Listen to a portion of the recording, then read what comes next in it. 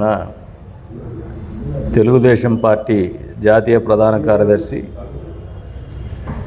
Telugu Desam party భవిష్యత్తు యువ నాయకుడు నారా లోకేష్ గారి జన్మదిన సందర్భంగా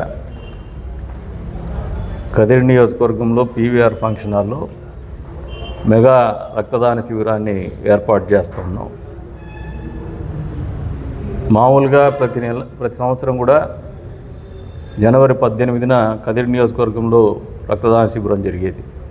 మొన్నటి రోజున వేమన గారి జయంత్యుత్సవాల సందర్భంగా ప్రీ ఆక్యుపైడ్ ఉండి అది నారా లోకేష్ గారి జన్మదినాన్ని సందర్భంగా ఏర్పాటు చేయాలని ఒక నిర్ణయం ప్రకారమే ఈ కార్యక్రమం అమలు చేస్తున్నాం.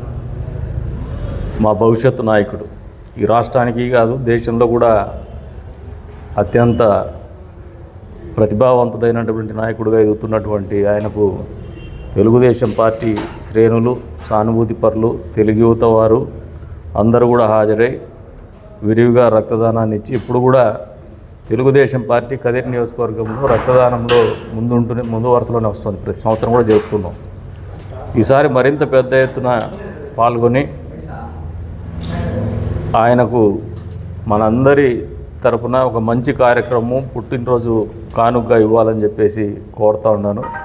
అన్ని మండలాల కన్వీనర్లు, టౌన్ ప్రెసిడెంట్కి, కౌన్సిలర్స్కి, వార్డు ఇన్ఛార్జీలకి, అనుబంధ సంఘాల కమిటీ సభ్యులకి అందరినీ కూడా విజ్ఞప్తి చేస్తాను. అదే రంగా జనసేన, బీజేపీ పార్టీ